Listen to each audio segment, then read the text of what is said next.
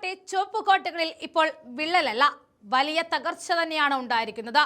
CPIM area committee അംഗം അബ്ദുൾ ഷുക്കൂറിനെ തരം താഴ്ത്തിയതിൽ പ്രതിഷേധിച്ചുകൊണ്ട് 30ഓളം നേതാക്കളാണ് പാർട്ടി വിട്ടത്. ഉത്തര മലബാറിൽ നിന്നുമുള്ള ഒരു നിയുക്ത MLA നേതൃത്വത്തിൽ ഈ മാസം അവസാനം വിമത കൺവെൻഷൻ നടക്കാൻ പോകുന്നു എന്ന വാർത്ത കൂടി പുറത്തു വരുമ്പോൾ പിണറായി വിജയനും സംഘത്തിനും ഇത് കാലം കാത്തുവെച്ച തിരിച്ചടിയാണ് എന്ന് പറയാതെ വയ്യ. താൻ ചെയ്യുന്ന കർമ്മങ്ങൾ താൻ അനുഭവിച്ചിടണം എന്ന ആപ്തവാക്യം ഇന്ന് പാലക്കാട്ടെ CPIM-ന് കൃത്യമായിട്ട് ചേരും. കുറച്ചു നാൾ മുമ്പ് പാലക്കാട്ടെ ജനപ്രിയനായ യുവനേതാവ് രാഹുൽ മാങ്കൂട്ടത്തിനെ ലൈംഗിക അതിക്രമ കേസ് കുടുക്കി വേട്ടയാടാൻ ഈ പാർട്ടി കാണിച്ച ആവേശം നമ്മൾ കണ്ടതാണ്. കൊലക്കേസ് പ്രതികളെയും ബലാത്സംഗം ചെയ്തവരെയും അരിയിട്ട് വായിക്കുന്ന ഒരു പാർട്ടി. രാഹുലിനെതിരെ കാണിച്ച ആ തിടുക്കം ജനങ്ങൾ മറന്നിട്ടില്ല. അന്ന് രാഹുലിനെ ഒതുക്കാൻ നോക്കിയവർ ഇന്ന് സ്വന്തം വീടിനുള്ളിൽ തീ അണയ്ക്കാൻ പെടാപ്പാടുപെടുകയാണ്. എന്റെ ഔദാര്യത്തിലാണ് നീ പാർട്ടി കമ്മിറ്റിയിൽ ഇരിക്കുന്നത് എന്ന് ആവർത്തിച്ച് അധിക്ഷേപിക്കുന്ന ജില്ലാ സെക്രട്ടറിയുടെ ധാർഷ്ട്യമാണ് ഈ കൂട്ടരാജിയുടെ പ്രധാന കാരണം. 4 ബ്രാഞ്ച് കമ്മിറ്റികളിൽ നിന്നുമായിട്ട് 24 പേർ പടിയിറങ്ങിയത് വെറുതെയല്ല.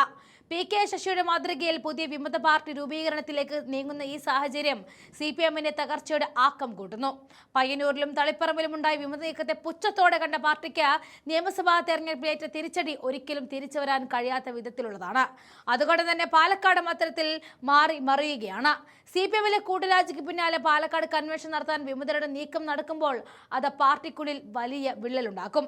ഉത്തര മലബാറിൽ നിന്നുള്ള നിയുക്ത MLA നേതൃത്വത്തിലായിരിക്കും കൺവെൻഷൻ നടക്കുക.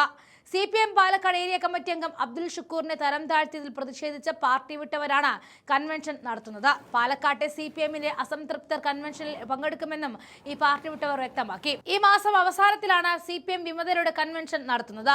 നിയമസഭാ തെരഞ്ഞെടുപ്പിന് മുൻപ് PK ശശിയുടെ നേതൃത്വത്തിൽ സമാന രീതിയിൽ വിമത കൺവെൻഷൻ വിളിച്ച CPIM വിമത പാർട്ടി രൂപീകരിച്ചിരുന്നു. പാലക്കാട് രാഹുൽ മാങ്കൂട്ടത്തിൽ പോയെങ്കിലും പിഷാരടിയെ വെച്ച് കോൺഗ്രസ് തിരിച്ചു പിടിച്ചിരുന്നു. തെരഞ്ഞെടുപ്പിൽ വട്ടം പൊട്ടി നാണം കെട്ടി നിൽക്കുന്ന പാർട്ടിക്ക് ഉയർത്തിക്കാണിക്കാൻ ഒരു നേതാവ് പോലും ഇല്ലാത്ത അവസ്ഥയിലാണ് ഈ പുതിയ ആഭ്യന്തര കലഹം നടക്കുന്നത്. അന്ന് രാഹുൽ മാങ്കൂട്ടത്തിനെ വളഞ്ഞിട്ട് ആക്രമിച്ചവർക്കുള്ള കർമ്മഫലമാണ് ഇപ്പോൾ പാലക്കാട് അനുഭവിച്ചു കൊണ്ടിരിക്കുന്നത്. പകവീട്ടാൻ തുനിഞ്ഞിറങ്ങിയവർക്ക് ഇപ്പോൾ സ്വന്തം കോട്ട കാക്കാൻ പോലും കഴിയാത്ത അവസ്ഥ.